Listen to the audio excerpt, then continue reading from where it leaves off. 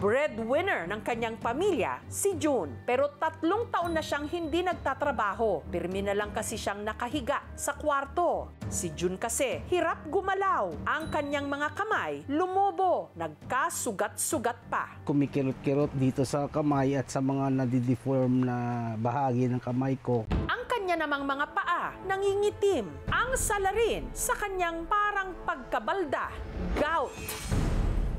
Nung nagkasakit na siya, gumuho na lahat. Masakit, pero fighting lang yapon. Mahilig ka bang uminom ng alkohol, kumain ng red meat, mga hipon, alimango at shellfish? Panoorin mo ito at baka hindi mo namamalayan, kandidato ka na palang magka-gout. Ang gout, uri ng arthritis o rayuma na bunsod ng mataas na uric acid sa katawan. Ang inaatake nito, ang ating joints o kasukasuan. Dito sa Bacolod City nakatira si June na dahil sa kanyang gout, hirap ngayong gumalaw. Masakit talaga pag umatake yun dito sa tuhod. Kasi hindi ko magalaw. Ang nagsisilbi niya ngayong mga kamay at paa, ang kanyang nanay Gigi. Siya ang breadwinner namon. Nung nagkasakit na siya, gumuho na lahat. Masakit, pero fighting lang yapon. Kasi nanay alagaan ko gid siya. College pa lang daw si June nung una siyang nakaramdam ng mga sintomas. Way back 2006, palating sumasakit yung joints ko. Yung sa paa, and then sa tuhod. Mga kamay ko po, meron na akong mga hindi nahahawakan. Hindi po ako nagpa-check up.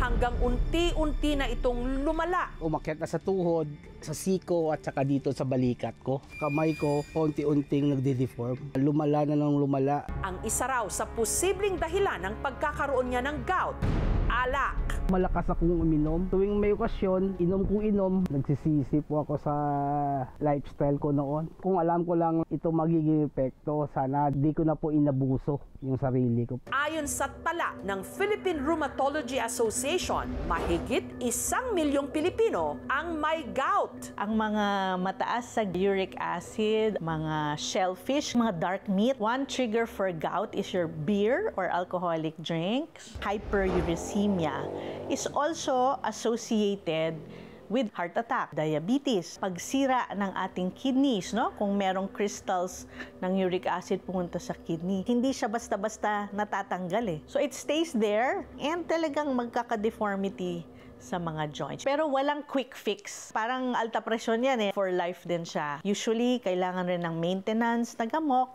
Pero ang mabuting balita, kamakailan lang, ang mga Pinoy scientist mula sa University of the Philippines, Manila, may nadiskubring halaman na kaya raw pababain ang uric acid ng ating katawan. Tumutubo lang ito kung saan-saan. Diyan lang sa tabi-tabi. Ang dahon nito, korting puso, maliit at makintab. Ang sanga nito, may mga kumpul na maliliit na buto. Ito ang ligaw na halaman o damo na kung tawagin, pansit-pansitan. Ang scientific name niya ay Peperomia pellucida. Nag-grow rin ito sa wild. Sa isang community, ginagamit nga daw nila ito para sa mga arthritis, mga sakit sa kasukasuan. Kaya naisip na baka meron nga itong either properties para sa pain o kaya sa gout. Si Jovan, maga ang kanang paa dahil sa gout. Pag lumobo siya, buo to, kandito, buong ito, namamaga at namamanas. Talagang baldado po ako, nasa bahay lang po ako at di makalakad.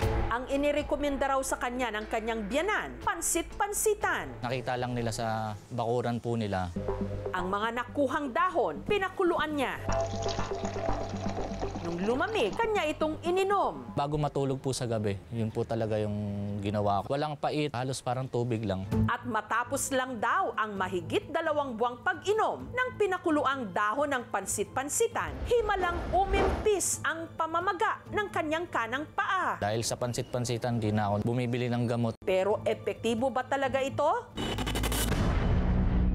Ayon sa pag-aaral ng UP Manila Institute of Herbal Medicine of the National Institutes of Health, ang pansit-pansitan o kilala rin sa tawag na ulasimang bato, nakitaan nila ng anti-inflammatory at hyperuricemia properties. Ibig sabihin, mabisa itong gamot sa pamamaga ng katawan. Nire-research muna sa laboratorio, tinitingnan kung meron nga itong pharmacologic activity. So yung initial study sa animals, nakita maganda yung effect na to. Nakababa siya ng serum uric acid levels at safe. Yun lang yung time na ginawa ng clinical trials. At matapos ang halos 10 taon ng masusing clinical trials, matagumpay raw silang nakadevelop ng gamot o tableta gamit ang pansit-pansitan na makatutulong sa pagpapababa ng serum uric level ng isang tao sa natural na paraan. Hindi kasi katulad ng ibang gamot gaya ng allopurinol at febusoxstat na delikado sa atay at bato. Ang pansit-pansitan, di umano, walang side effect. Dumaan nga ito sa maraming pag-aaral. Yung safety studies ginawa talaga. I think we can say with confidence that this is a very safe product. Ang mangingisdang si Jose, ito ang nakikita ngayong remedyo para sa kanyang gout na siyang dahilan kung bakit na-deform ang kanyang mga daliri. Ito po ang yung mga bukol ko, sa kamay ko, sa siko ko. Sa tuhod ko, mayroong malaki yung mga bukol-bukol. Ang isang araw sa mga tumubong bukol, pumutok pa. Atake, ma'am, hindi ko ma'am. Hindi ko matapak yung sakit. Hirap, tunan na ako sa bahay. Palaging upo na lang.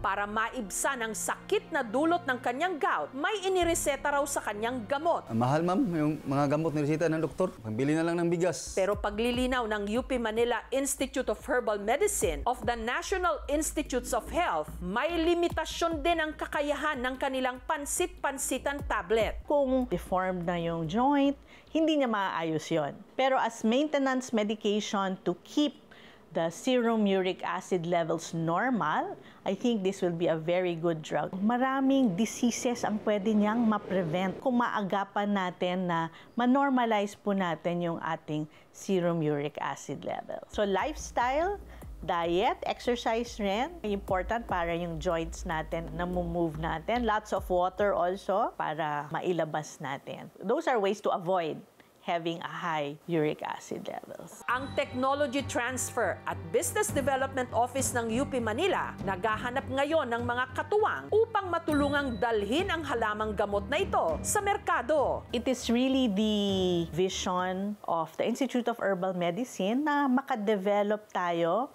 ng safe, effective, and affordable herbal medicines. Gusto natin maging self-sufficient.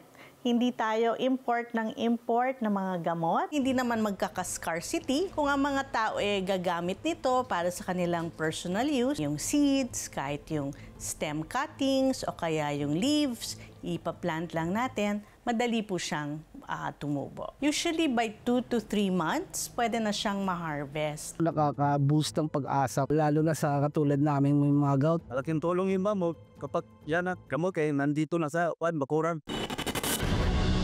Nakamamangha na ang ligaw na halaman o damo na pansit-pansitan, tila rin pansit, pinaniniwala ang kayang magpahaba at sumalba ng buhay. Ngayong Semana Santa, biyaheng norte po tayo at magbisita iglesia sa mga makasaysayan at engranding simbahan sa paligid ng Cagayan River. Sa mga magbibisita iglesia ngayong Semana Santa, sa gilid ng 520 kilometer na Rio Grande de Cagayan, matatagpuan hindi lang isa, hindi lang dalawa, kundi halos 2 dosenang simbahan na itinayo noong pang panahon ng mga Kastila. Isa na rito ang mahigit 200 taon ng simbahang ito na siyang may pinakamataas na hugis cylindrical na kampanaryo sa buong Pilipinas. Ang itsura nito parang wedding cake. Ito yung bell tower na tinamaan ng bala at hindi na sila gumagana. Ito ang St. Matthias Parish Church o Tumawini Church sa bayan ng Tumawini sa Isabela. Ang lagi po nilang sinasabi is napaka-unique po ng design po ng simbahan namin. Namamangha po sila. Pero ang agaw pansin talaga rito, ang kulay nitong pula. Ang ginamit kasing materyales sa fasad, sa dingding, altar, pati na ang mga haligi, hindi bato o corals, kundi bricks na kung tawagin nila, ladrilyo. Ang lupa ng Cagayan, unique siya kasi pagka niluto mo siya sa isang oven na malaki na struktura, nagiging red siya. Nating compared dito sa gawa ng mga unang panahon na napakatibay. Taong 1783 nung sinimulang ipatayo ang simbahan ng mga praileng Dominikano. Sila ang nag-evangelize ng Cagayan Valley. Ang nanguna sa construction nito, isang paring arkitekto, si Father Domingo Forto. Ang napili niyang estilo, ultra-baroque, na sikat sa mga simbahan sa Europe noong 17th century. Naging mabusisi rin daw si Father Forto sa bawat elemento na makikita sa fasad ng simbahan. May mga bulaklak, imahe ng santo, pati steering wheel o manibela ng barko. Halos buong fasad may ornament or nang sinasabi sa Europe na horror vacui or parang natatakot yung isang designer na magkakaroon siya ng blank space. Meron pang mga bricks dito na may numbers na nagsisignify sa taon kung kailan ginawa. Ito ang sentro ng Roman Catholic faith dito sa bayan ng Tubawini. Ang simbahan, idineklara ring National Cultural Treasure ng Pambansang Museo. Kailangan alagaan namin ito dahil namana pa namin ito sa mga ninuno namin at para makita pa ng mga susunod na henerasyon. Mahigit 30 kilometers naman mula sa Tumawini, nakatindig ang pinakaunang simbahan sa probinsya ng Isabela na itinayo noon pang 1624. Ang San Pablo Church sa San Pablo, Isabela. Inaakalang abandonado, maihahalin tulad sa ruins of St. Paul sa Macau. Mapalad tayo, 400 years na itong simbahan. Nakakatakot naman pumasok, baka masira. During the World War II, nabomba, and then some years after that, mayroong Intensity 7 na lindol na nagpabagsak ng roofing, dagdag pa yung sunod. Gayunman, nakakapagdaos pa rin sila rito ng misa. This is made of lime, hindi siya ordinaryong semento, kaya matibay. Hindi lang siya ruins, kundi simbahan na kaya-haya. Ang ilang bahagi ng simbahan, tuluyan ng nasira. Pero karamihan sa istruktura, nakatindig pa rin. Gaya na lang ng sementadong arkong ito, kung saan daw dating nakapwesto ang choir. Hindi na namin yan gagalawin, i-restore siya kasi nakakatakot baka babaksak. Maraming bride naman daw ang binabalak na dito mag-walk down the aisle. Gusto nila na mahaba-habang pagmamartyahan. Kaya sabi namin kung gusto nila hanggang doon sila sa labas pa sa Plaza Mayor, 100 meters. Ganun kahaba. Habang ang harapan naman ng simbahan, dinagsa raw noon ng mga treasure hunter. May kwento-kwento raw kasi na meron ditong nakatagong yaman. Kwento ng kapatid ko pari, nung naghukay sila dyan, nakakuha siya ng 3 coins. Itong banda dito na natapalan ng semento, ito yung dating binakbak na akala nila may nakatago. Wala naman. Nag-ugat ang kwentong may kayamanan dito dahil sa parteng ito pala na dating sementeryo. During those times, kapag may patay, may pabaon sila, pero siguro mga coins lang. Wala naman sigurong gold bar dito. Maglayag naman tayo patungong Chico River dito sa bayan ng Piat sa probinsya ng Cagayan. Dito nakatindig ang isang lumang simbahan kung saan nakalagak ang antigong imahe ng Birheng Maria na di umano mapaghimala. Sa loob ng mahigit 4 na siglo, ang Basilica of Our Lady of Piat ang nagsilbing tahanan ng antigong imahe ng Our Lady of Visitation of Piat o kung tawagin nila rito, Apo Bakit. Ang antigong imahe na nakasilid sa isang stained glass sa altar at may karga-kargang batang Jesus, kapansin-pansing iba ang kulay sa nakagawian. Nasanay siguro ang mga Pilipino na ang kulay ng mga imahe ay mapuputi. O mangilan-ngilan lang yung mga dark skin ang kulay. Yung iba naman sinasabi ay ito'y galing sa kahoy na maitim. At may nagsasabi naman na dahil sa mga kandila na nakatisik sa pagsamba dun sa mga santo natin, yung kulay itim na usok nun, pag hindi ka nga ng itim, sa dami-dami nun. Galing pa raw ito ng Macau, dinala sa Pilipinas taong 1604. Sadya raw itong mapaghimala. Karamihan naman sa mga kwento ng kanyang mga miracles, yung mga gumaling sa sakit, bangka nga na while they are having the bad experience dun nga sa gitna ng dagat, tinabayan talaga nila ng pagdarasal. It's a miracle because na-save yung kanilang mga buhay. Isa sa mga deboto ni Apo Bakit, ang retiradong guro at tubong Enrile sa Cagayan na si Lola Socorro. Kahit namamaga mga tuhod ko, I have to get up and attend the first mass. Walang sasakyan noon. From Enrile to Piat, imagine how many kilometers. May kwento-kwento rin na si Apo Bakit. Gala? Masingan nanda, nga mapanuyak ya kenna kan amor seko. Aruya pinamapiana nga matakit, nga umang mapasyar kan igina kanya.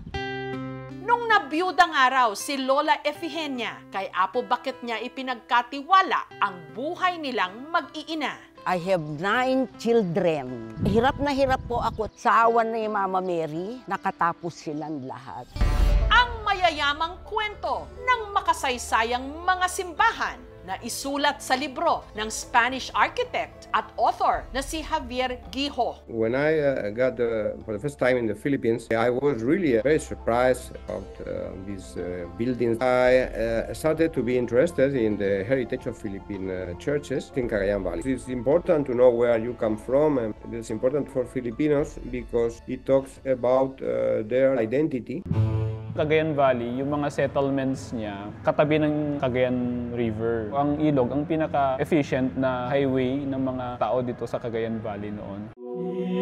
Ang bisita iglesia, isang tradisyon upang maalala mo ang hiwaga ng iyong pananampalataya at saka pagbabalik mo sa Diyos na marirecognize doon sa iyong pagdalaw sa mga simbahan. 3 pa lang yan sa mahigit 20 simbahan sa ilog ng Cagayan. Marami pang ibang pwedeng puntahan kung saan maaari tayong magnilay-nilay sa mga bahay dalanginang hitik sa kwento at kasaysayan.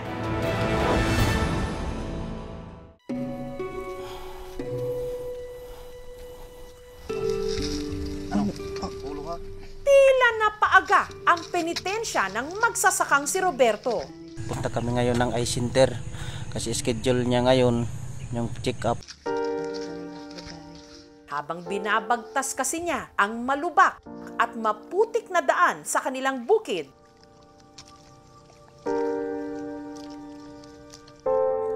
nakasampa sa kanyang likod ang misis niyang si Arlene na hindi makalakad. Ang kaliwang binti kasi nito, putol. Mabigat sa puso ko na ganun yung nangyari sa asawa ko. Ang kanyang misis na kanya ring mundo. Pasan-pasan ni Roberto. Tanggap ko kung ano yung kalagayan ng asawa ko. Kalagayan namin ngayon. Mapagamot lang yung asawa ko kahit ano mangyari.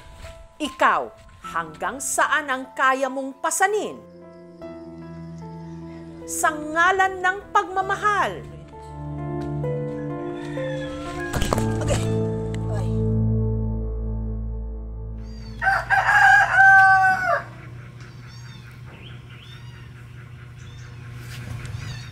Nung araw na yon, si Roberto papunta sa health center para kumuha ng libreng gamot para sa kanyang misis. Pero dahil kapapanganak lang ng kanilang bunsong si Ruby Jane at walang ibang mag-aasikaso kay Arlene, isasama na muna siya ni Roberto. Isinuot ni Roberto sa kanyang misis ang luma na nitong artificial leg. Kasi yung ano niya pa, hindi nakakaramdam. Pag ito yung ginamit niya, nahuhulog. Yung medyas niya, inano to na support na baka masugat. Para hindi siya mahirapan sa pagpasan sa kanyang misis na 57 kilos o mahigit 1 sako ng bigas ang timbang. Tayo ka. Parang ganun. May ginamit si Roberto na carrier bag. Okay ka na? Now, try natin. Ayos sa dili. Ayos sa dili.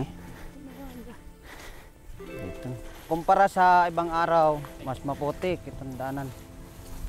Mas mahirap kasi palagi umulan dito.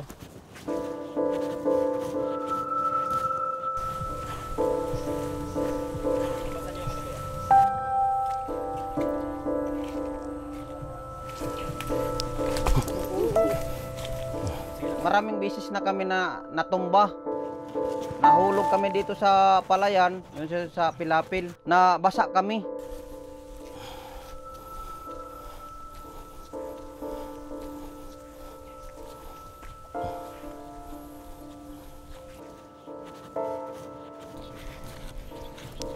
Dahil may kabigatan ng kanyang misis, paminsan-minsang humihinto si Roberto para maghabol ng hininga.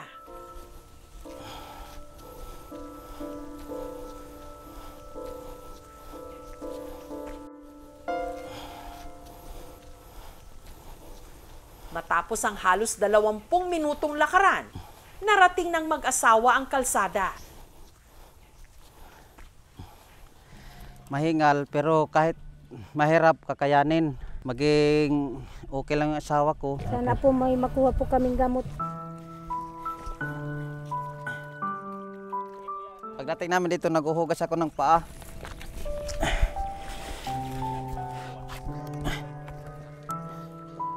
Kaya mo? Kaya mo?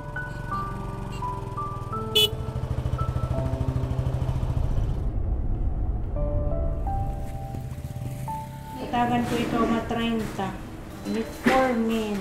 500 milligrams. 500 milligrams. 60. Tapos atorvastatin 20.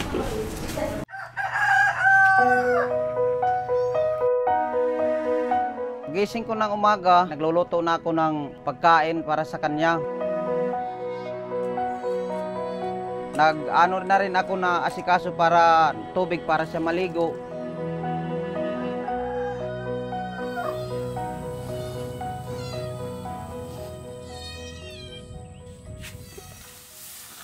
Sa paggagapas ng palay at damo, binubuhay ni Roberto ang kanyang pamilya. Dito sa amin, pag nakikigapas ka lang, halimbawa yung 10 sako, 1 sako yung sayo. Yung arawan ng paggagapas ng palay, 300. At saka yung paggagapas din ng damo, 300 din.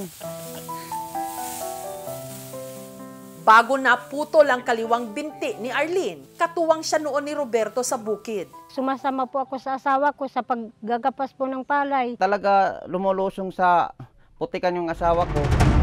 Pero taong 2022, may napansin daw silang kakaiba sa kaliwang paa ni Arlene. Namanhid yung paa ng asawa ko pag uwi namin. May bumubukol, tapos nagkaroon po ng mga sugat-sugat. Dahil kapos, hindi na raw nila ito napatignan sa doktor. Nilagyan ko po ng dahon ng bayabas na nilaga at saka antibiotic.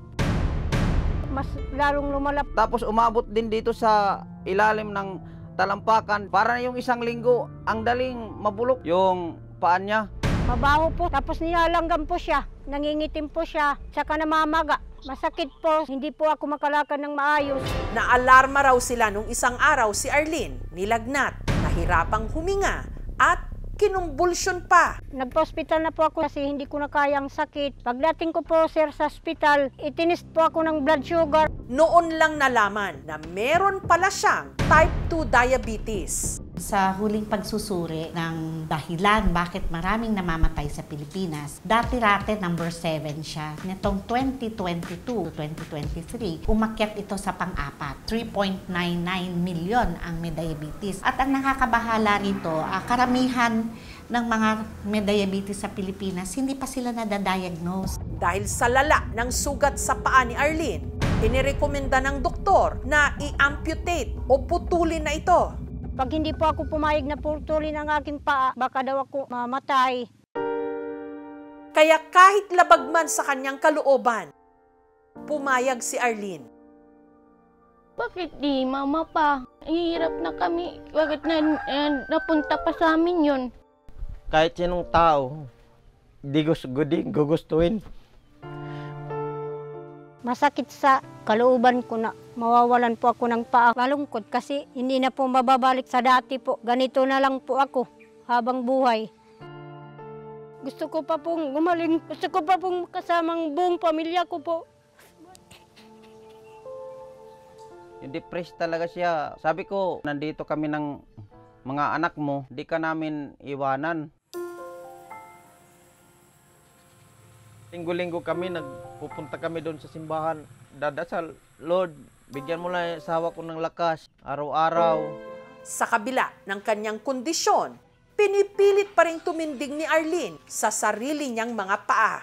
Bukod sa pag-aasikaso ng kanilang maliit na tindahan, siya pa rin ang naglalaba ng marurumi nilang damit.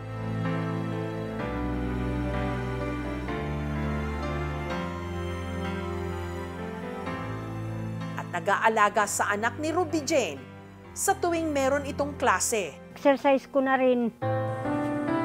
Dahil maghapong suot ni Arlene ang kanyang artificial leg, malimit daw sumakit ang kanyang binti at hita.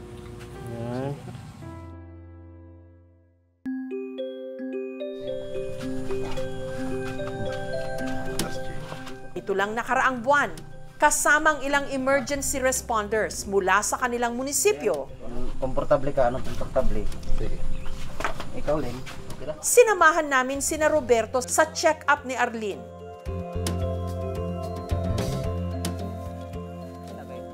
Katula dito.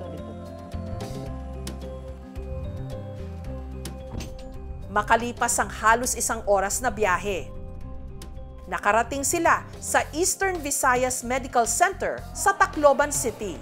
Yung BP niya ngayon was 140/80, so medyo mataas ang 140. Dapat kasi sa mga diabetic, diyan ka sa mga 120 to 130 lang. Binigyan ko siya ng medication to prevent mga complications. Ipinasuri rin namin siya sa ophthalmologist. Nasa normal po yung kapal ng retina ni ma'am ngayon. Wala pong senyales ng pagmamanas. Yung pinaka-obvious at pinaka-evident na symptom niya is depression talaga. Yung support system is very much important. Bibigyan namin siya ng gamot para antidepressant. Malaki ang allotment namin sa tinatawag na health promotion at saka disease prevention. Nagde-develop kami sa PhilHealth ng mga packages. Dapat yung Pilipino, lalo na yung mahihirap, may access sa chronic medication nila. Samantala, para mapalitan na ang luma niyang artificial leg, may nagmagandang loob na regaluhan siya nito. Ang gagawin natin is casting. Gagawa tayo ng molde ng paa niya. Tapos gagamitan natin ng plaster of Paris or yung tinatawag namin na semento. Nabalitaan kasi namin na hindi na fit sa kanya yung prosthesis. So papalitan natin siya ng bago. Masaya naman ako na makakatulong to sa kanya. Salamat po, happy. Sobra.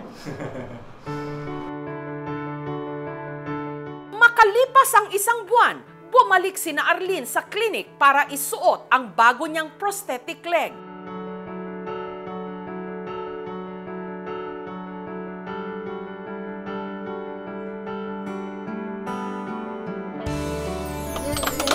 Ang local government unit naman ng Pastrana, nagbigay ng karagdagang gamot at sari-sari store supplies. Masaya. Hindi namin alam, meron pa nagmamahal pa sa amin. May mga tao palang magandang loob. Tugad na dito sa amin, yung barangay at saka sa LGU. Ang dakilang pagmamahal, nasusukat at nasusubukan.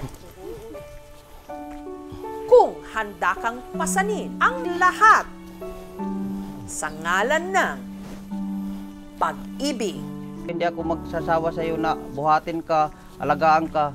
Salamat sa pag-alaga mo at pagsasakripisyo sa akin. Mahal na mahal kita.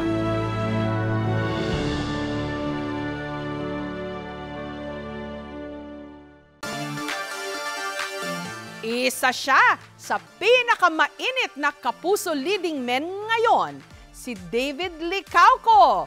At ngayong mahal na araw, si David meron daw ikukumpisal.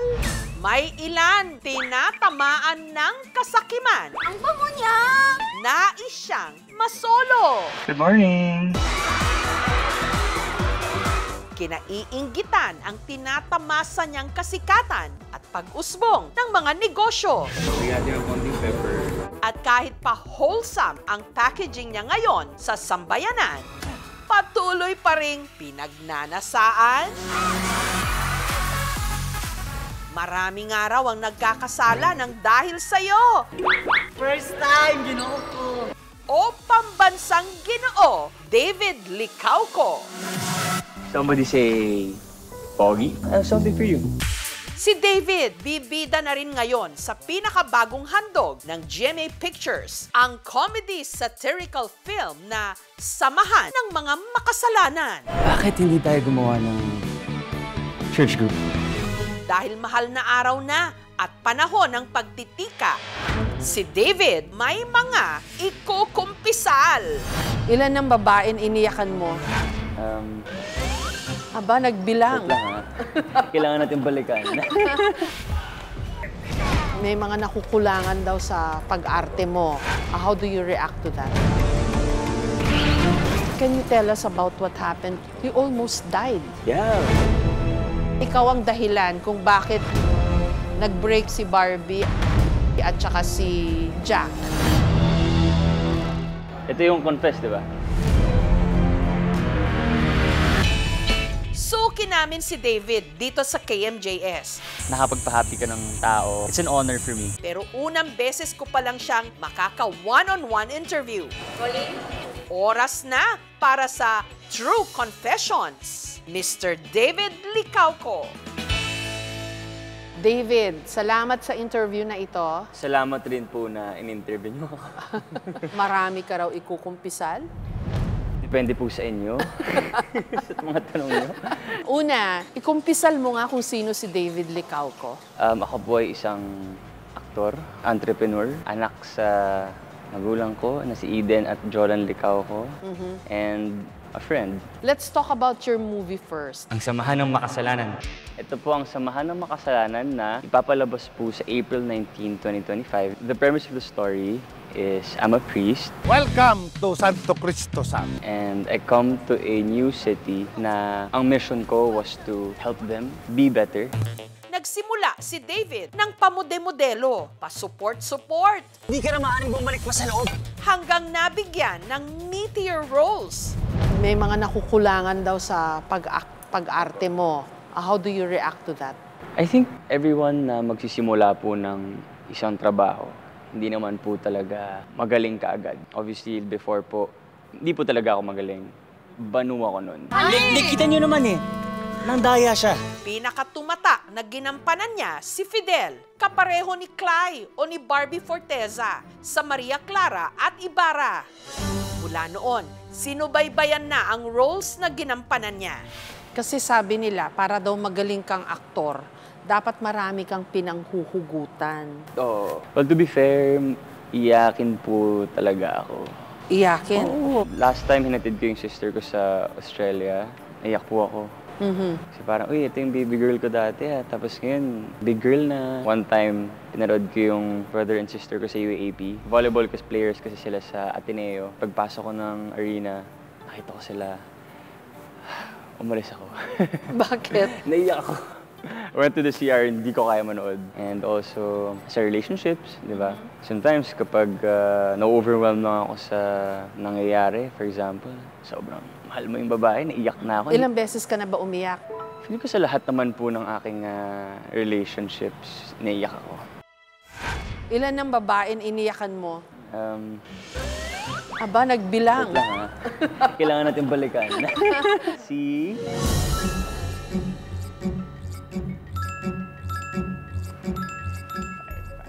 5 serious relationships, Yeah, David. 5. Ikaw ang iniwan o ikaw nang iwan? Confession time. Yung mga iba po na sila yung nang iwan, meron din iba na ako yung nang iwan. Madali ka ba umiyak? Oo, naiyak na nga ako eh. Magaling nga siyang umiyak. Sa ibang mga lalaki, lalo na yung older generations, parang feeling nila, kabawasan sa kanila pag iiyak sila. So in your case, hindi ka nahiyang aminin na iyakin ka, Crayola. I think I'm proud naman to say na I'm iyakin. Like, this is me. Ngunit ang pinakamalaking pagsubok sa pagkatao ni David nung nasangkot siya sa isang malagim na aksidente kasama ang kanyang best friend taong 2013. Can you tell us about what happened? So, galing po kami ng Tagaytay. On the way down from Tagaytay, when we got to SLEX, we hit a gas truck. Pumalahati yung kotse, nasa harapan po ako. So I couldn't breathe. I had a seatbelt injury. What happened to your best friend? I remember him getting my phone pa for me to be able to call my mom. He got into a coma and eventually Dahil passed away. nag-hemorrhage? O Yeah, I think so. paano ka naka-recover doon? I was bedridden po for like 2 weeks. Siyempre, may mga moments na sisihin mo yung sarili mo. Kasi ganun din kasi namin siyang sumama. So dinala mo yon? Opo, oo. Tsaka nahirapan po ako pumunta ng SLEX dati. Kasi Na-trauma ka? na-trauma ako sa SLEX. Are you okay now? Yeah, I'm okay. Ang pangalawang buhay ni David, utang raw niya sa isang guardian angel. Kapag bata ka po, ayaw niyo mag-seatbelt kasi parang hassle eh. And then, di ba po may parking boy? Tapos yung parking boy, for some reason, weirdly enough, nandun siya sa side ko. Hindi naman po kayo nag-drive. And then, sabi niya sa akin, "Sir, seatbelt po ah. Ingat lang po kayo." That stuck in me. Nag-seatbelt po ako. And kung di po dahil sa parking boy, wala po tayong interview ngayon. The seatbelt saved my life. So yung mga ganong experience, David, how did that change you? I think it's just a matter of valuing your friends and family, your loved ones, because you never know tomorrow may mawala po, hindi po ba? So I think it's always nice to like let your friends and family know that you love them and you care for them. Papadala kita sa pinakamakasalanang lugar kung saan yung mga paring pinadala namin ay sumusuko. Holy Week din naman, at saka kailangan mong magkumpisal dito sa KMJS. Pwede bang malaman ano yung pinakamalaking kasalanan na nagawa mo na? Nabarangay po ako dati. Talaga? When I was 14 years old. Anong ginawa mo?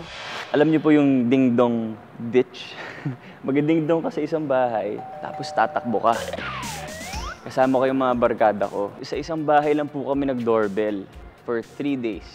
And then on the 4th day, nakaabang na yung mga yung mga barangay sa village. Nahuli po kami ng barangay. Natawa ako doon. Pero 3 araw niyong dinodoorbellan ng isang bahay. That was so bad. Huwag niyong gagawin yun. Ano nangyari nung nasa barangay kayo? Nung nasa barangay po kami, tinawanan lang po kami nung barangay captain eh. Sabi, anong kasalanan niyo? Nagdingdong. Tawa lang sila ng tawa. Dahil nagkumpisal ka ng kasalanan, humingi ka ngayon ng tawad dun sa may-ari ng bahay na yon. Actually, nadadaanan ko pa rin yung bahay niya hanggang ngayon. Pag umuwi ako, I'm really sorry. I know that was wrong. I understand. Now I'm older. I'm really, really sorry. Maliban sa pagiging aktor, si David, isa ring negosyante. Meron siyang mga restaurant at cafe. Bago lang para sa'yo. Ako po yung nag-start ng lahat. Yung Sobra Cafe, we have 2 branches na. So that started during the pandemic. I was just looking at food photos on Instagram. Sabi ko, pwede ko tong gawin. Like, ako po yung nag-pack ng food. So you're hands-on? Yeah, super hands-on. Like, all the legwork talaga po I did. Why did you see the need to go into business? Acting pays very well, di ba? During the pandemic po, hindi po ba lahat po tayo nahirapan na wala po tayong trabaho? I grew up in a family na businessman and businesswoman talaga. So from there, started studying. I studied in London Business School and then also improved on myself. Binisita namin ni David ang isa sa kanyang mga kainan dito sa Quezon City. Ilan nga uli restaurants mo, David? 5. Wow! At bago tayo magchikahan ulit, ay meron tayong konting game. I confess o I deny. I confess, you pop the green balloon. Pagka you deny, yung red balloon. Okay? David, mangumpisal ka na. You deny or you accept na ikaw ay addict daw sa gym? Accept. Yun lang yung tanong, napakadali naman. Oh. Gaano ka ba ka-addict sa gym? I work out twice a day. Twice a day? Wow, grabe. Lakas, power! Bakit ka-addict sa gym? I think ever since po kasi athlete talaga ako, di ba? Basketball player po ako dati. So, never ko na siyang tinanggal sa system ko. Paano yun, sabi nung iba? Nakikita nila yung torso mo with your abs. Nagkakasala na raw sila. Ano reaction mo doon? Wala. Pero totoo ba na ayaw mo daw magsuot ng skimpier dun sa fashion show? Yeah. Bakit? Yes po, tsaka hindi rin talaga ako comfortable to remove my pants. Upper pwede. Upper okay lang po. Kasi marami ka ring fans na bata. So, good answer. David, puro ka raw pa-cute. I confess or I deny? I deny. Ayun. I do so many things po in a day. Siguro yun lang yung napapakita ko sa social media, yung pagpapakute, and kaya ako naman ginagawa yun kasi yun yung gusto nila. But actually, hindi naman talaga ako pa-cute na tao in real life. Medyo nasa serious nga ako na side. Sorry, David. Isa pang pang-intriga. David, do you confess or do you deny na ready ka na ulit umibig? Always ready naman. Anong klaseng girl ba ang hinahanap mo? Caring, smart, someone who is self-aware, someone who has dreams and goals, and someone who will support and accept my job, myself, my personality. Mahilig po ako sa chinita na hindi masyado chinita. Aside from pareho kami ni David na may dugong Chinese, may isa pa tayong connection, kababalaghan.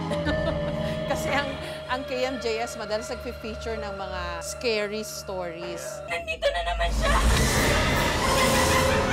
I'd like to ask you, kasi in the past na-interview ko na rin si Jaime Licauco. Yeah, may lolo. I think he's called a paranormal expert, Yeah. diba? So, paano yun? Marami rin kayong kwentong kababalaghan? Meron po. Tinatanong ko po yung mga, paano ko ma-maximize yung brain. And he's an expert on that. Yeah, he's super good. Do you confess or do you deny na ikaw ang dahilan kung bakit nag-break si Barbie at saka si Jack? Sige. Ito yung confess, di ba? Joke lang. Deny. Wala kang Deny. kinalaman dun sa kanilang breakup. Kahit ang tibay ng love team nyo ni Barbie. Wala po. We never texted before ni Barbie nung sila ni Jack. Never kaming nag-usap ng anything personal. Anong relationship status nyo ni Barbie? We're really good friends po. Talaga? Kasi patok na patok yung love team nyo Opo, di ba? yeah. Palagay mo bakit? Kasi magaling si Barbie acting. We're just really blessed to be given this nice of a project. It's also good na medyo nonchalant po kasi ako. Hindi ako yung hindi ako expressive na tao. Si Barbie naman medyo very expressive on the other hand. So baka gusto ng mga tao yung ganun dynamic. Any chance for that on-screen chemistry to work off-screen? I think I'm the type of person who does not force anything. I mean, who knows? I'm not closing my doors. And of course, si Barbie rin po ay kakagaling lang sa relationship. I think nasa stage po siya ng life niya na, she is focusing on herself. If you had a choice, anong gusto mong gawin? Nakikita mo ba drama or action or comedy? Gusto ko po yung ano nga yung sikat ngayon na K-drama. When life gives you tangerines. Yes. Gusto mo si Pak Bogum. Yes, ang pogi niya po eh. Sana maging ganun din ako kapogi eh. Gusto ko yung ganun yung parang binibigay sa babae lahat. Papakita mo yung love mo. May ganun kayong lalaki? Meron, ganun po ako eh. Talaga? Opo. Oo. Todo magmahal, ganun? Todo.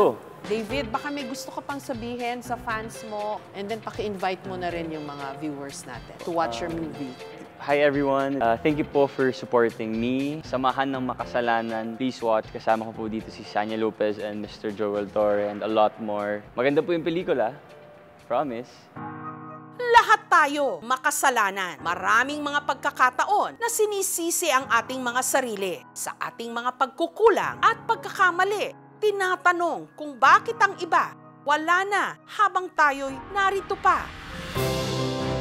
Dahil nga ba may misyon pa tayo para maipakita sa lahat na kaya nating magtagumpay at bumangon gaano man kalalim ang ating pagkakalugmok, gaano man kabigat ang ating mga pagkakasala. Basta't may pananampalataya, may pag-asa.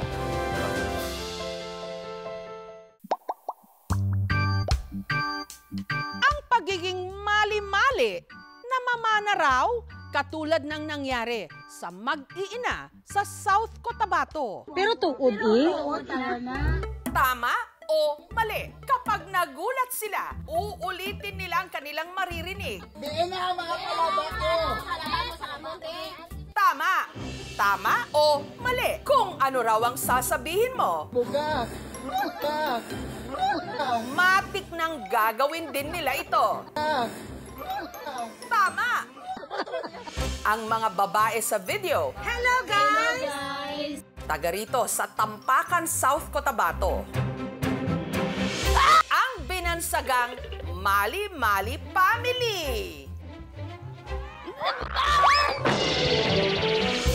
Approve ka, KMJS? Approve ka, KMJS. Babangit ko ng pangalan. Ako, mali. Ako, pare. Ako. So, paano pangalan mo? Susana. Ano ni? Dua-dua ako. Ay, ambot Ano po yung nararamdaman nyo ngayon? Ay, nakingay. Ang hip-hip. Susana. Ang happy ko. Hip-hip. Masaya kami.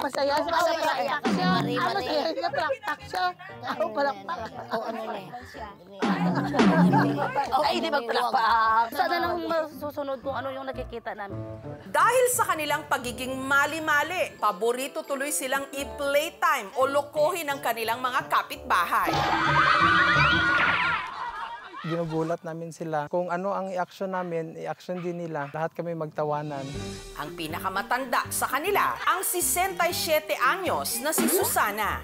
Makarinig lang daw si Susana ng kaunting kaluskos. Oh, Mare, Jessica. Ay sus, naaaligaga na siya. Ay, naku, Marehay kita. Nagaano ako magsaing. Tapos yung nagaano na ako ng bigas sa rice cooker, pumasok yung apo ko. Sabi niya, tapon daw.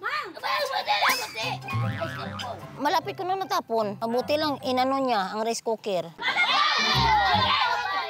Ang pagiging mali-mali ni Susana, pinaniniwalaan niyang namana raw niya sa kanyang ina.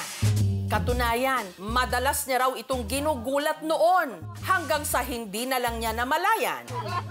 Siya rin, naging magugulatin na. Put sa point na anak ko'y anak nga tulo, nag-anam-anam na magmali-mali na pod. Ang pagkamali-mali ni Susana, tila na ipamana na rin daw niya sa kanyang anak na si Virgie, na dati namang factory worker.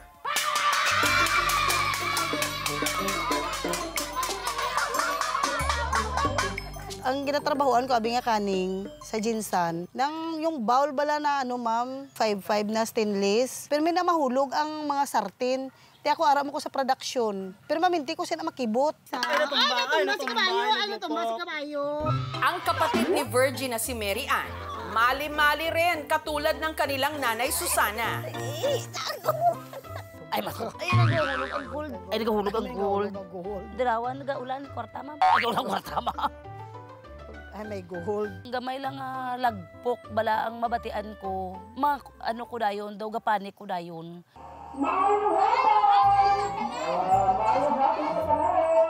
Nahulog ang palwas ang lubi. Grabe ang akon nga nervyos. Grabe ang dalagan ko ba. Kay daw pamatsyag ko daw may naglupok. Bala nga ano nga. Nanglalamig kami niyan. Tapos yung pawis na lumalabas is lamig. Masakit ang ulo. Tapos pagod ma'am. Mga kalam na namin parang nanginginig.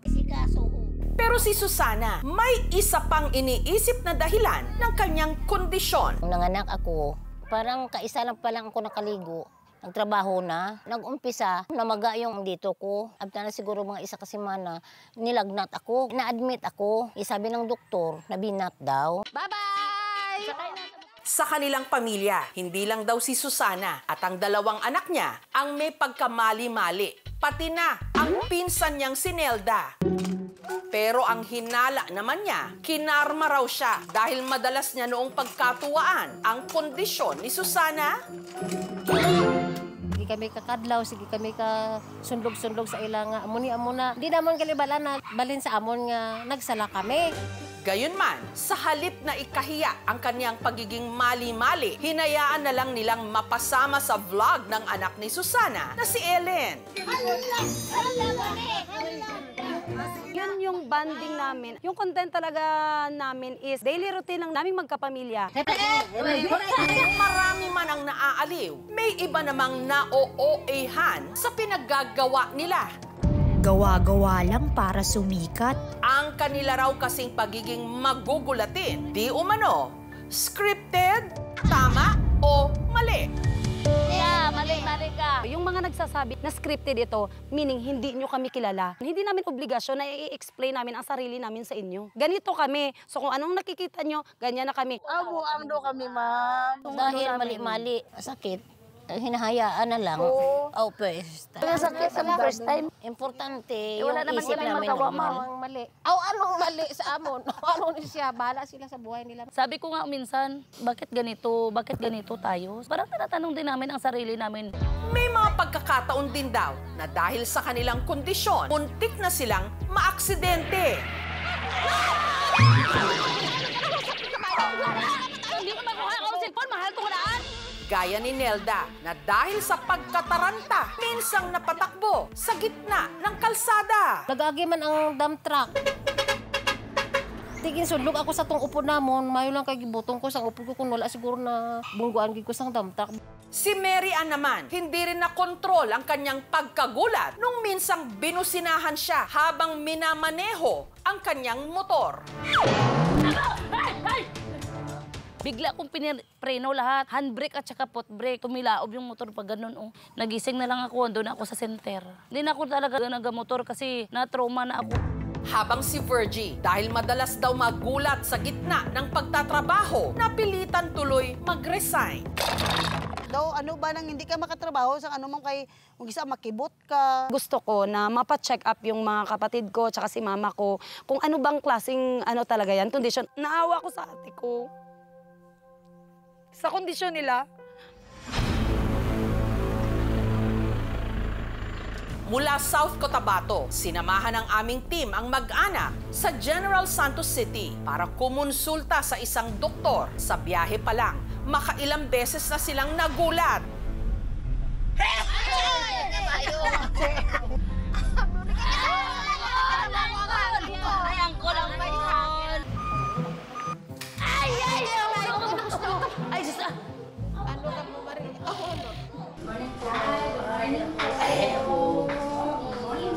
Ayon sa doktor, ang mag-anak, posibleng may kondisyon na kung tawagin, Lata Syndrome. Sa lingwahe natin, mali-mali or sala-sala may kinalaman sa traumatic experience and also psychological and environmental influences. Having even one family member put high risk to everybody down the line. Pero paglilinaw ng doktor, hindi rin daw ito dahil sa binat o karma. May tinatawag tayong postpartum depression or anxiety. Having mental health problem put also at risk yung patients.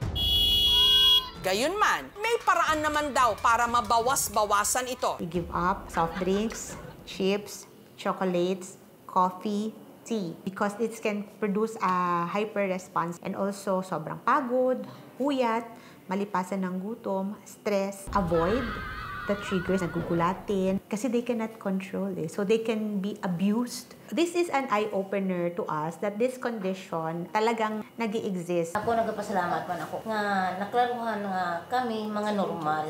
Inang nabalaan na namon, kag na-prove na namon sa tao, hindi gali kami mga buang-buang. Buga!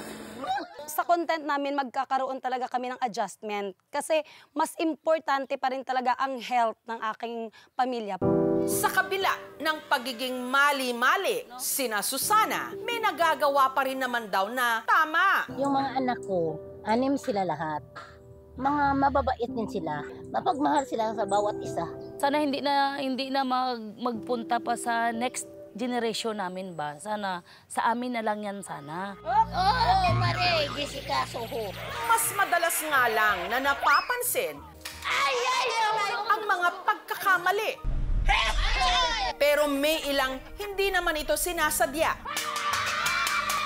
Kaya imbes na pagtawanan, sa maayos na pamamaraan, mas mabuting ito'y itama.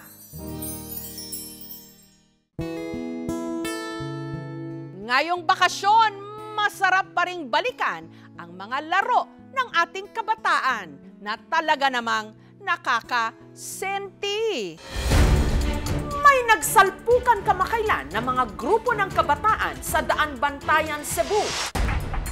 Mainit ang naging harapan, pero hindi ito gang war, kundi labanan ng iba't ibang larong Pinoy.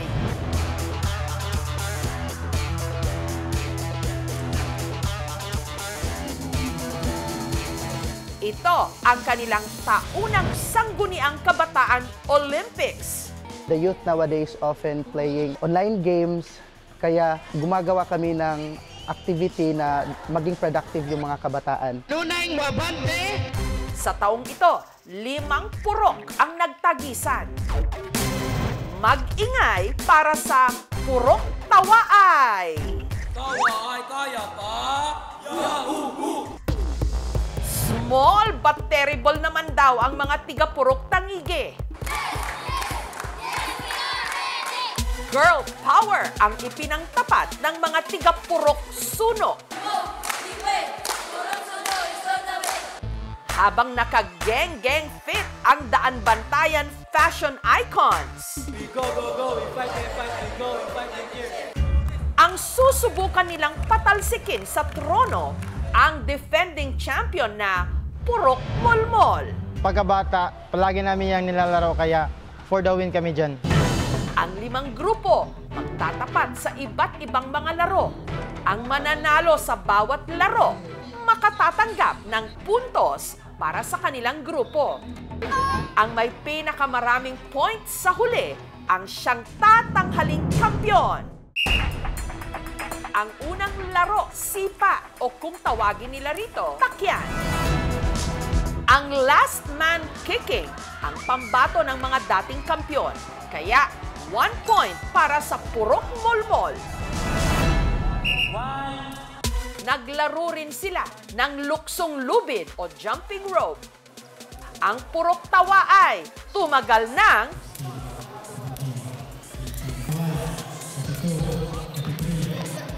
33 seconds. Pero nang sumalang ang Purok Molmol, namumuro na ang mga defending champion.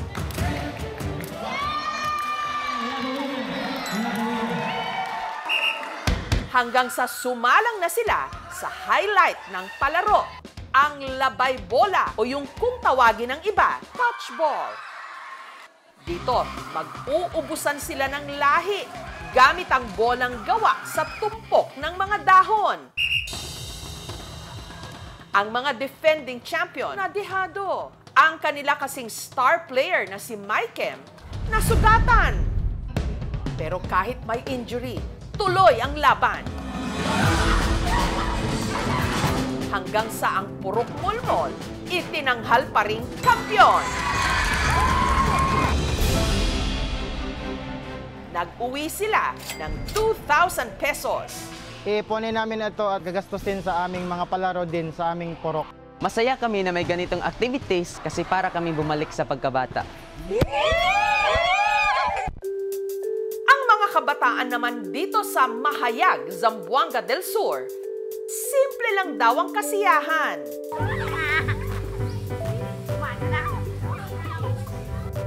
Inipon lang nila ang mga tuyong dayami at presto, meron na silang instant trampoline.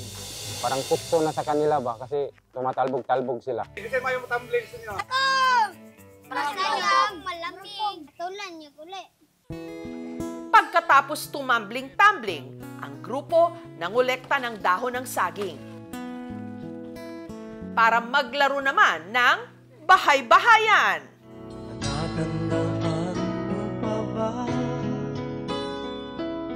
Tayong dala'y unang magkita. Panahon ng kamusmasan. Sa piling ng mga bulaklak at halaman. Doon tayo magsimula. Mangarap ang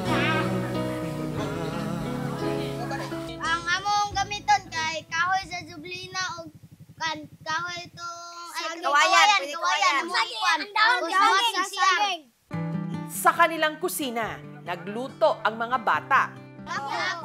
Lapok gilingin. Huwag ka maglingin. At hindi pa raw sila tapos. Sunod kasi nilang pinagdiskitahan ang mga nalaglag na tuyong dahon para sakyan at magpadaos-dos. Dahil umulan, mas lalong dumulas ang kanilang pinagpapadaos-dusan. Ang mga pulot halaman ay kabiyak ng ating gulita sa paglipas ng panahon. Bakit kailangan ding lumisan? Malingaw eh. At dahil balot sila ng putik sa kakalaro, nagbanlaw sila sa ilog.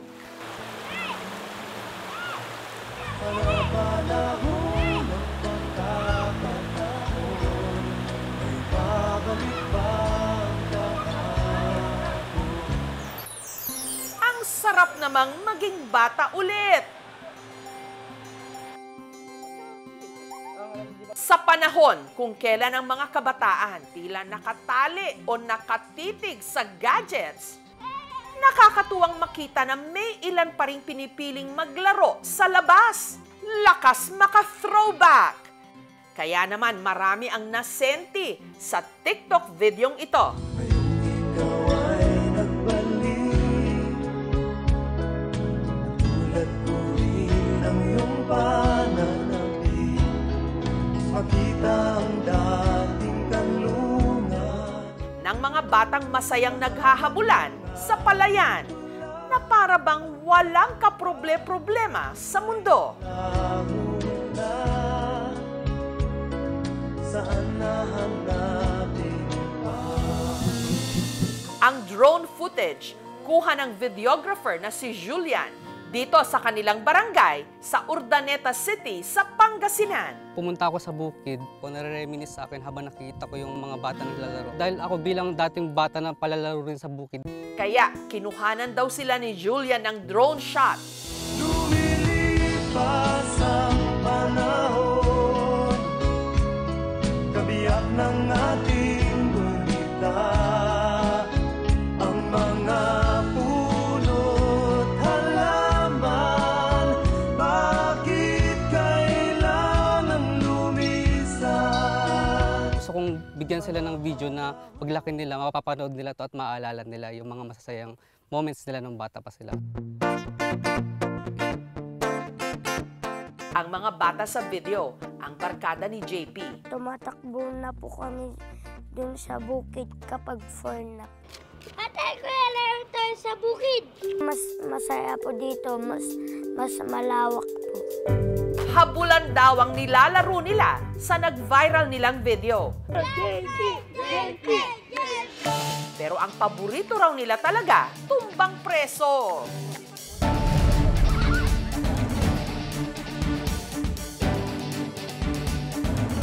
Kailangang patumbahin ang isang lata sa pamagitan ng pamato nilang tsinelas.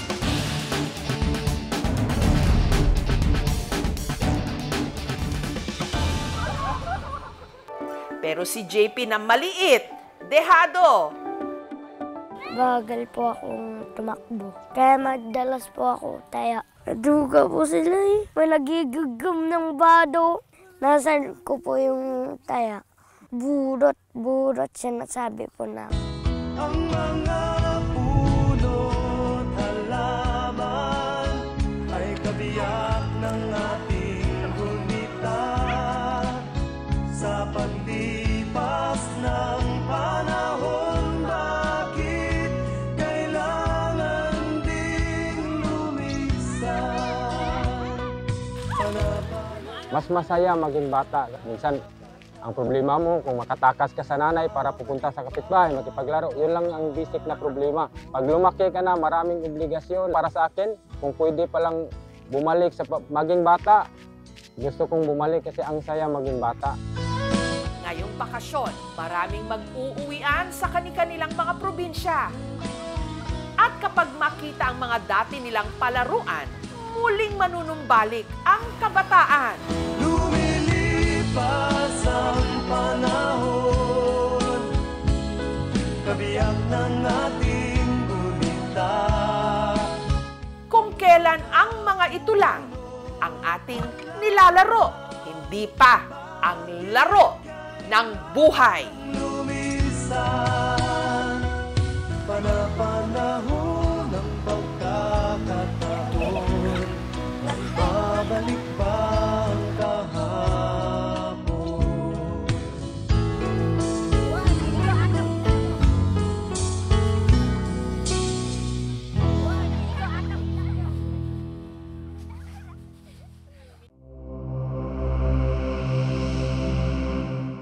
Natatanging ganda ng Biri Island sa Northern Samar, binabantayan di umano ng isang diwata na kung tawagin, Berbenota.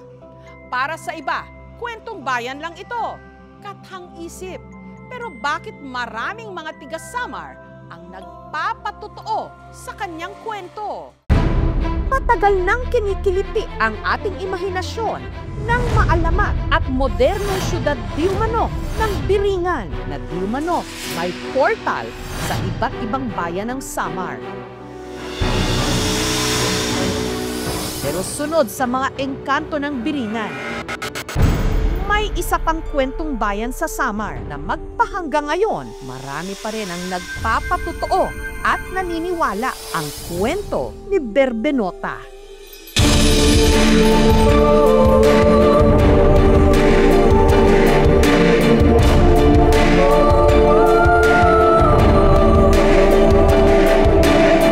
Ang ginagawa po ni Berbenota ay pinapalakas niya yung alon. Kung gusto niyang malunod yung ship, pwede niyang gawin. Sakay ng bangka. 1.5 oras mula Lavezares Port, matatagpuan ang isang isla na tinatawag na Battle of Gods. Napapalibutan kasi ito ng mga naglalakihan at naggagandahang mga higanting bato na hugis dambuhalang mga alon.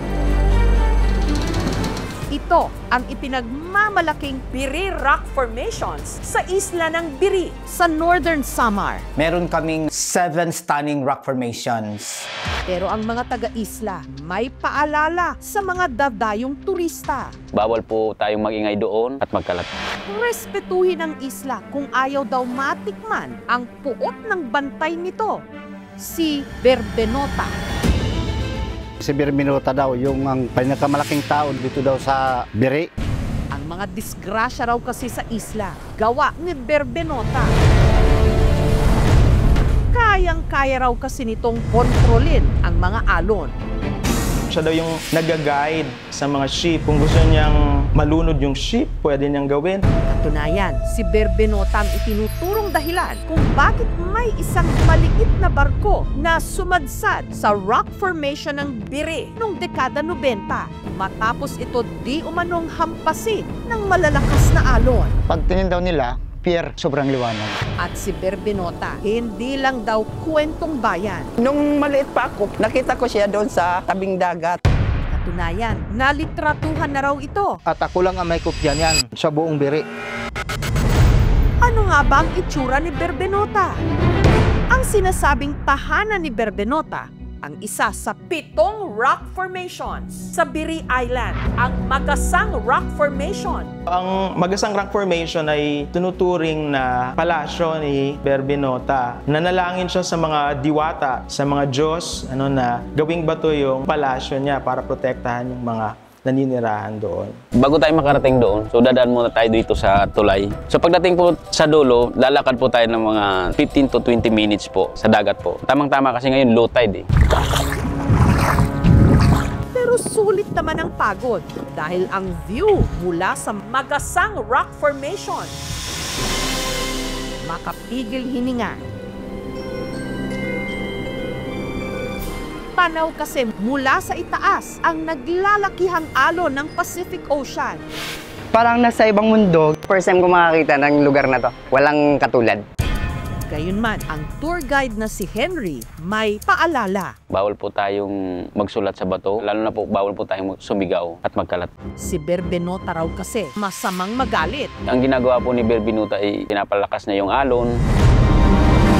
Kasi siya yung protector ng Magasang Rock Formation, yun ang paniniwala. Gayunman, si Berbenota kilala rin daw na mapagbigay. Tumutupad po ng kahilingan si Berbenota. May mga kwento pa nga ang mga residente na di umano nagpapahiram ito ng plato gaya ng patotoo ng isa sa pinakamatandang residente sa isla, ang 84 anyos na si Lola Rosario. Ang kwento ng lola ko noon, hinihiling kay Berbenota mahiram ng mga plato. Ginagamit sa pista, mayroon hiniram kay Berbenota, nakita na kinabukasan. Pero ang hinihiram na plato, iniiwan sa iba pang isla na halos kalahating oras ang biyahe mula sa isla ng Biri, ang Hinablan Rock Formation.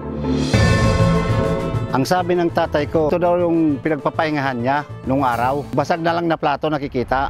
Kaya kasama si Danilo, naglayag ang aming team patungong isla ng Hinablan. Nung naghukay kami dyan sa may malapit sa puno, na-aksidente lang na natagpuan yung mga plato na basag. Ito, katulad nito.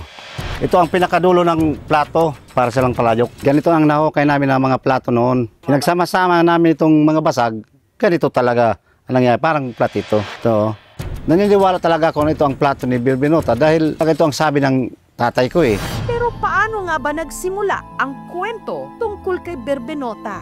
Merong iba't ibang version. Si Berbenota, siya ay isang mortal na dinaay or binugkot, chinarm na pumunta doon sa isang spiritual world kasi nagustuhan siya ng isang prinsipe. Kaya eventually, naging diwata. Ayon sa mga kwento, si Berbenota ay romantically linked sa prinsipe ng Araw City, isa ring magical or spiritual world na matatagpuan sa Gamay Northern Samar. Ang Araw City ay parang katulad din ng Biringan. Sinasabi na nag-overlap o magkatabi sila. Ang nagta-travel daw si Berbenota through Golden Galleon kapag gusto niyang pumunta doon sa Araw City.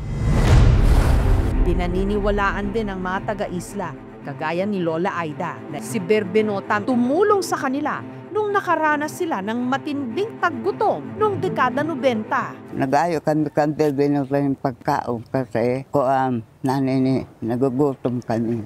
Sunod na lang nilang nabalitaan, may sumadsad na barko sa kanilang isla na may kargang pagkain. Ang laman ng barko na yon, bigas, asukal, harina, mga chichirya, kaldero, kawa. Naghahakot din ako ng mga noodles, gatas. Si Henry, nakakuha raw noon ng kawa at kaldero. Ito yung malaking kawa na nakuha po namin doon sa maliit na barko. Hanggang ngayon po ginagamit po namin. At sa kalagitnaan ng kaguluhan sa pagkuha ng pagkain at gamit mula sa nadiskaril na barko, di umano nagpakita si Berbenota. Makinis na makinis siya, maputi. Ang damit niyan, white. At nakuhanan pa raw ito ng litrato. Ako lang ang may kopya niyan sa buong Biri. Isa lang ang nagpicture. Yung photographer nagbigay ng negative dito. Isa ako sa nabigyan ng ng negative. Ang film negative, ipinadala pa raw noon ni Artemio sa Maynila para ipa-develop. Nung dumating yung tiyahin ko sa Maynila, pagbalik, dala na yung retrato. Yung nakita ko lang yung picture, may yung may babae. Ang litrato, ipapasilip nila sa telebisyon sa kauna-unahang pagkakataon. Hindi siya edited. Ano nga ba ang di umano totoong itsura ni Berbenota na ilang dekada nang kumikiliti sa imahinasyon ng mga taga-Biri sa Samar? Maraming nagsabing si Berbenota. Siya rin ang nakita ko nung bata pa ako. Ibubunyag na sa aming pagbabalik. Ang Biri Rock Formations sa isla ng Biri sa Northern Samar, binabantayan daw ng maalamat na si Berbenota. Siya daw yung nag-guide sa mga ship. Kung gusto niyang malunod yung ship, pwede niyang gawin. Hanggang may isang barko na sumadsad sa isla na may lulang pagkain na sa paniniwala nila, kinontrol ni Berbenota ang alon upang mapunta ang barko sa isla. At sa kalagitnaan ng kaguluhan, ang sinasabing si Berbenota, nalitratuhan daw Ako lang ang may kopya niyan sa buong biri. Isa lang ang nagpicture, nagbigay ng negative dito. Isa ako sa nabigyan ng ng negative. Nung dumating yung tiyahing ko sa Maynila, pagbalik, dala na yung retrato. Yung nakita ko lang yung picture, may yung may babae. Sa litrato, makikita ang isang babaeng nakatalikod.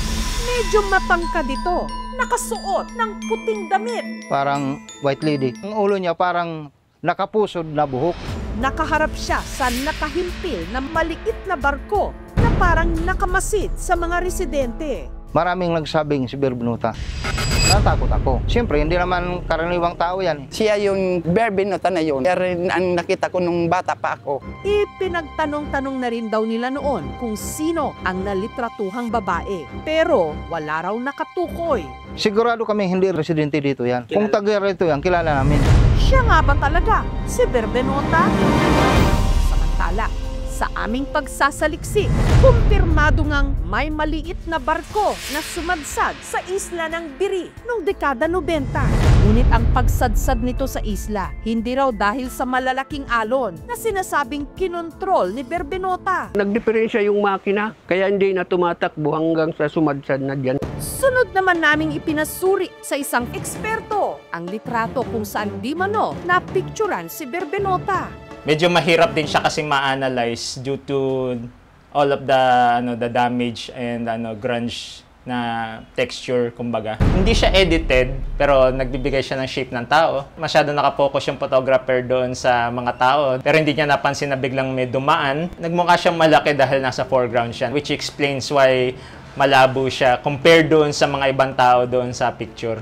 Pero hindi ko rin ma-dismiss na baka nagkaroon nga ng anomaly sa development process kaya nagkaroon ng figuras. Para sa amin, totoo yan. Kahit anong sabihin ng ibang tao, hindi kami maniniwala na hindi totoo yan. Kaya kung hindi totoo yan, hindi magpapakita. Kinakailangan pa ng pag-aaral tungkol dito sa mga basag na plato. Maaari na may mga tao, sinaunang tao na dumating dito, nanirahan sa kanilang lugar. Ang mga kwentong bayan ay parte ito ng ating kasaysayan. Ang Pilipino hanggang ngayon ay malakas pa yung oral tradition. Kaya na ipapasa rin ito sa iba't ibang henerasyon. Mahalagang maisalin ang kwentong bayan o ang mito ni Berbinota dahil kapupulutan nito ng aral. Pakapangyarihan yung mga kwentong ito, lalo na ang tinatampok dito ay babae to counterbalance the patriarchal and colonial narratives. Kung sila ay nakakaranas ng kahirapan, natural na makakaisip ang malikhaing mga tao doon sa lugar na yun ng mga kwento ng isang nilalang na may kapangyarihan upang sila ay sagipin. Ang kagandahan din yan, may tinatawag kasi tayo na element of social control sa lipunan. Oh, may nagbabantay dyan. Huwag natin hayaan na may bumaboy doon sa lugar na yun. So, yung mga ganyang kwento nakakatulong upang i-preserba yung lugar na yun. Walang dapat ikatakot sa kwentong bayan na Berbinota. Bahagi rin ng charm at ganda ng Biri. Pag pumunta kayo rito sa Biri Island, maa-amaze kayo sa aming ipinagmamalaking rock formations. And then, you have the chance and opportunity to find out this folklore about Berbinota. Ang alamat ni Berbinota, bahagi ng mayamang kwento nating mga Pilipino na ipinapasa-pasa sa bawat henerasyon.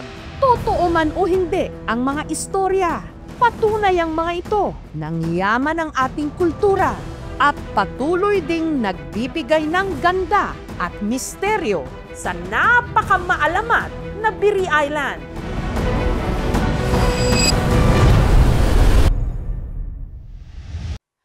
Thank you for watching, mga kapuso. Kung nagustuhan niyo po ang videong ito, subscribe na sa GMA Public Affairs YouTube channel. And don't forget to hit the bell button for our latest updates.